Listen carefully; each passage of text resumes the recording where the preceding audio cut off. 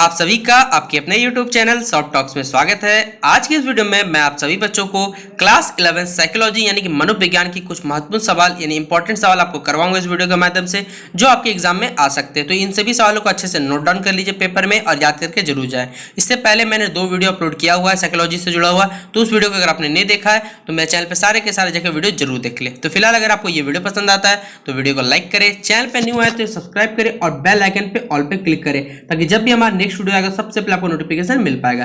तो चलिए आज का लेक्चर हमारा शुरू करते हैं। पहला सवाल आपसे पूछा जाएगा, संवेग के किन्हीं 3 आंतरिक परिवर्तन का हमें वर्णन करना है। तो देखिए संवेग के मुख्यतः 3 आंतरिक परिवर्तन मतलब इंटरनल यहाँ पर चेंजिंग होते हैं। पहला क्या, सांस की गति में परिवर्तन। प्राणी की सांस की गति एक समान चले, परंतु कुछ विशेष अवसर पर जो हमारा संवेग अवस्था में प्राय सांस की गति में क्या होती है, वृद्धि हो जाती है। यह कभी गति अधिक भी हो सकती है, कभी कम भी हो सकती है, डिपेंड करता है कि हम किस परिस्थिति से गुजर रहे हैं। लेकिन जब हम लोग नॉर्मल कंडीशन रहते हैं, सामान्य स्थिति में जो हमारी सांस की गति होती है उसका जो अनुपात माना जाता है वो 1:4। अब बोलिएगा सर 1:4 सांस लेने से कैसा होता है? तो देखिए हम लोग क्या करते हैं, इनहेलेशन और एक्सहेलेशन, सांस लेना और सांस छोड़ना दो यहाँ पर प्रक्रिया घटित होती है। उन्हीं दोनों का देखिए रेशियो दिया हुआ 1:4 के रेशियो में होता है। जबकि संवेग अवस्था में यह जो होती है क्या 1:2 या फिर कभी कभी 1:1 भी हो सकता है, डिपेंड करता है कि हम लोग क्या कर रहे हैं, सीधा बात। ठीक है, फिर अगला हमारा रक्तचाप में क्या होता है, इससे परिवर्तन आता है। संवेग अवस्था में जो हमारा सामान्य रक्तचाप होता है वो क्या होता है आपको मालूम होगा, नॉर्मल क्या शायद 120/80 होता है, मुझे याद आ रहा है। रक्तचाप की अपेक्षा रक्त के चालन में वृद्धि या कमी हो जाती है। भय की स्थिति, खुशी की स्थिति में यह घटती बढ़ती रहती है, लेकिन नॉर्मल 80/120 है, लेकिन 120/80 होना चाहिए, मुझे याद लग रहा है, के बीच पाया जाता है। परंतु रक्तचाप की गति में क्या होता है, उतार चढ़ाव लगातार तनाव के फलस्वरूप यह होता रहता है। ठीक है, फिर अगला सवाल आपसे पूछा जा सकता है कि शिक्षा मनोविज्ञान की परिभाषा दीजिए। तो देखिए शिक्षा मनोविज्ञान की परिभाषा, तो शिक्षा मनोविज्ञान की वह शाखा है जो हमें यह बतलाती है कि सीखने के मनोवैज्ञानिक नियमों और सिद्धांतों का व्यवहार की किस तरह करके शिक्षा को हमें अधिक से अधिक रोचक तथा शिक्षार्थी जो हमारे शिक्षार्थी मतलब जो कैसे जो बच्चे रहते हैं छोटे, उनके व्यक्तित्व में कैसे पूर्ण रूपित विकसित बनाया जाए। यह विज्ञान की शाखा शिक्षार्थी सीखने की प्रक्रिया और सीखने की परिस्थिति को संयुक्त कर क्या करती है, विषयगत अध्ययन करने का पूर्ण काम करता है। फिर देखिए शिक्षा मनोविज्ञान सीखने की योग्यता हो गया, बुद्धि हो गया, अभिरुचि हो गया, व्यक्तित्व प्रेरणा हो गया आदि के संबंध में विस्तृत रूप से अध्ययन करता है, जिनकी सहायता से किसी विशेष को देखिए आसानी पूर्वक सिखाया जा सकता है। यह विभाग शिक्षार्थी के साथ साथ अध्यापक के गुण हो गए, उनके व्यवहार और अध्ययन विधि को भी क्या जानकारी देता है। शिक्षा मनोविज्ञान का यह स्पष्ट करता है कि शिक्षा वही लाभप्रद है जो व्यक्ति को योग्यता तथा अभिक्षमता को ध्यान में रखकर दी जाए। ठीक है, ये इसका आंसर हो गया। अगला सवाल आपसे पूछा जा सकता है कि मनोविज्ञान की विषय वस्तु बतलाइए। क्या होता है मनोविज्ञान? तो मनोविज्ञान प्राणी के कह सकते हैं यहाँ पर आप लोग कि व्यवहार हो गया, अनुभूति के अध्ययन का विज्ञान होता है। प्राणी वातावरण के उद्दीपन यानी स्टिमुलस जिसे आप लोग कहते हैं इंग्लिश में से प्रभावित होकर उनके प्रति अनुक्रिया करता है। इन अनुक्रिया को क्या व्यवहार कहा जाता है। अनुक्रिया करने के पहले इसमें एक विशेष प्रकार की होती है, हमें अनुभूति होती है। अतः मनोविज्ञान के विषय वस्तु में प्राणी के व्यवहार तथा अनुभूति दोनों का ही अध्ययन सम्मिलित है।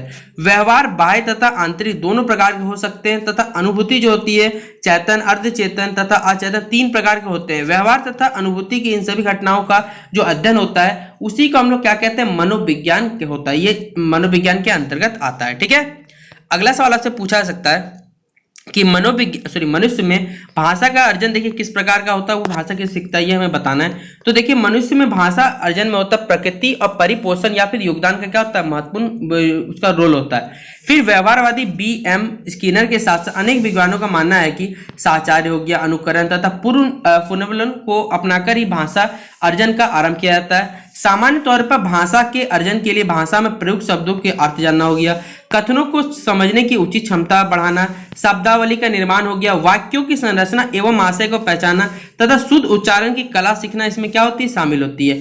दूसरी नजर से सोच सकते हैं, दृष्टिकोण सोच सकते हैं कि भाषा अर्जन के लिए उत्तम स्वास्थ्य, उचित बुद्धि या विकास, सामाजिक प्रथाओं अथवा नियमों का ज्ञान, आर्थिक दशाएं, संपन्नता, परिवेश, जन्म आदि आयु यौन आदि कारकों पर भी हमें क्या ध्यान रखना यहाँ अनिवार्य यानी कंपल्सरी एलिमेंट इसका होता है।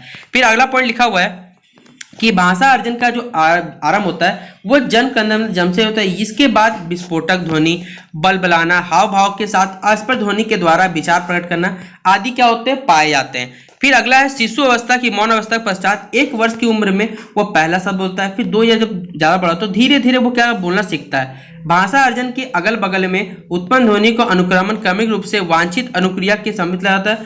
फलतः क्या होता है, प्रभाव में आने वाला जो बच्चा होता है वो सार्थक क्रम के रूप में भावनाओं को व्यक्त करना सीख लेता है।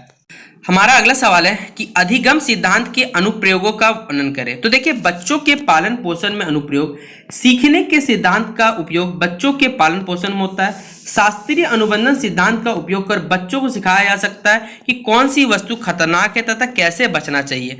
नियमित अनुबंधन का उपयोग कर बच्चों के अनुचित व्यवहार को सुधारा जा सकता है। विद्यालय में अनुप्रयोग यानी विद्यालय में बच्चों के व्यक्तित्व के विभिन्न पहलुओं का क्या किया जाता है, विकास यहाँ पर किया जाता है। यहीं पे बताया हुआ देखिए कि इस प्रकार संबंध में शाब्दिक शब्द सीखना, प्रेक्षात्मक सीखना, कौशल सीखने के नियम बहुत अधिक उपयोग है। शिक्षक को एक आदर्श परामर्शक के रूप में आचरण करना पड़ता है जिससे वे विद्यार्थियों के आदर्श बन सके। वांछित व्यवहार विकसित करने के लिए पुरस्कार का प्रयोग करना चाहिए। इससे छात्रों में देखिए क्या होता है, विषय संबंधी पढ़ाई में तेजी आती है तथा उनका शारीरिक और मानसिक स्वास्थ्य भी धीरे बहुत जल्दी क्या करता है, उन्नति डेवलप कर जाता है। फिर अगला पॉइंट लिखा हुआ है कि संगठन में अनुप्रयोग। संगठन का जो अर्थ है कार्यालय, उद्योग संघ से सीखने के सिद्धांत का प्रयोग कर कर्मचारी के संतोष, मनोबल, पारस्परिक संबंध को उन्नत बनाया जाता है जिससे अनुशासन से घटती तथा उत्पादन में वृद्धि होती है। इसके लिए समय समय पर प्रबंधन द्वारा आकर्षक पुरस्कार की व्यवस्था की जाती है। सीखने के सिद्धांत विशेषकर प्रोत्साहन एवं प्रॉब्लम का प्रयोग सभी प्रकार के संगठन में स्वस्थ वातावरण एवं उत्पादन को क्या किया जाता है, बढ़ावा दिया जाता है। ठीक है।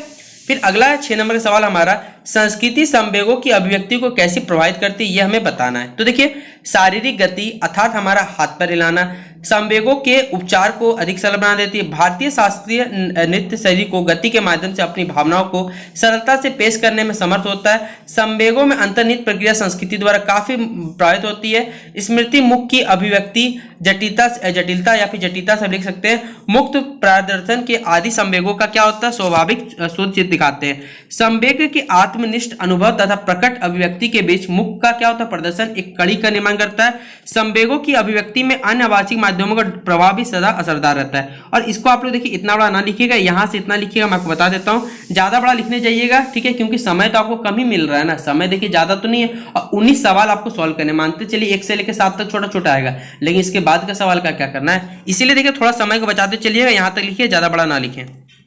अगला सवाल हमारा, चिंतन की परिभाषा देखिए, उसका स्वरूप बताइए। तो देखिए, सामान्य शब्दों में चिंतन से यहाँ यह तात्पर्य कि मन में होने वाली किसी एक प्रकार की क्रिया से लिया जाता है, जबकि चिंतन पूर्वकों की सहायता से समस्या समाधान करता है। वारेन ने चिंतन की परिभाषा इस प्रकार दी है कि चिंतन व्यक्ति के समक्ष उपस्थित समस्या होने वाला प्रतीकात्मक स्वरूप को एक विचारात्मक प्रक्रिया है जिसमें जिस समस्या के प्रभाव एवं निर्देशों कुछ प्रश्न और भूलते होते हैं, अतः समस्या का समाधान हो जाता है। देखिए, इसको कुछ प्रक्रिया या फिर स्वरूप में जाना जा सकता है। समस्या की उपस्थिति, भिन्न भिन्न विचार की उपस्थिति, प्रश्न या भूल का होना, व्यक्ति की सक्रिय होना, आंतरिक संभावना होना और समस्या समाधान के लिए प्रक्रिया का अंत होना।